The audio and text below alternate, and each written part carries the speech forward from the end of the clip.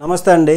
ఇప్పుడు తాజా రాజకీయ పరిణామాలు చూస్తుంటే జగన్మోహన్ రెడ్డి పని అయిపోయింది, ఇక వైసీపీ పార్టీని మూసేయటమే, ఇంకా భూస్థాపితమే అన్నటువంటిది కూటమి వర్గాల్లో వినిపిస్తున్నటువంటిది. ప్రప్రథమంగా తెలుగుదేశం వర్గాల్లో బాగా గట్టిగా వినిపిస్తున్నటువంటిది ఏంటంటే 11 రాజ్యసభ సీట్లు ఉన్నటువంటి జగన్మోహన్ రెడ్డి ఇక్కడ 11లో ఒకటే మిగులుతుంది, అది వైవి సుబ్బారెడ్డి మాత్రమే మిగులుతాడు, మిగిలిన వాళ్ళందరూ ఇతర పార్టీలకి జంప్ అయిపోతున్నారు అన్నటువంటి విధంగా ఇక భూస్థాపితం అయిపోయినట్లేనంటే.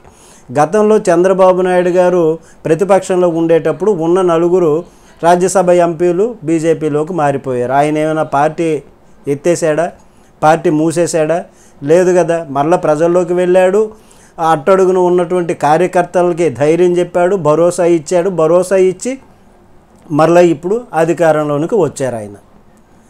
ఇప్పుడు ప్రస్తుత పరిస్థితిలో జగన్మోహన్ రెడ్డి కూడా చేస్తున్నటువంటి ప్రస్తుత పరిస్థితి అదే.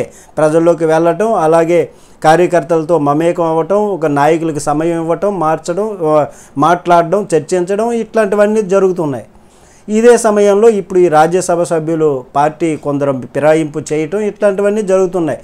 అయితే జగన్మోహన్ రెడ్డి గారి పైన సొంత చెల్లెలు కాంగ్రెస్ పార్టీ అధ్యక్షురాలు శత్రుత్వం, అలాగే టీడీపీ ఎప్పుడు కూడా శత్రుత్వమే, అలాగే బీజేపీ ఉంది. బీజేపీలో ఒక వర్గం వారు జగన్మోహన్ రెడ్డి అంటే కసితో ఉన్నారు. ఇకన జగన్మోహన్ రెడ్డి పేరంటేనే పవన్ కళ్యాణ్ ఉవ్వెత్తున ఇంతెత్తున ఎగురుతాడు.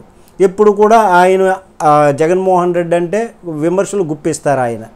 కాబట్టి అన్ని పార్టీల నుంచి కూడా జగన్మోహన్ రెడ్డి అంటే జగన్మోహన్ రెడ్డిని ఎదగనియ్యకూడదు, తొక్కేద్దాం అన్నటువంటిది ఇన్ని ఎదుర్కొన్నటువంటి జగన్మోహన్ రెడ్డి. అయితే మొన్న 40% ఓటు బ్యాంకుతో వచ్చారు. అయితే ఈ గతంలో చంద్రబాబు ఏమైనా పార్టీ ముయ్యలేదు కదా.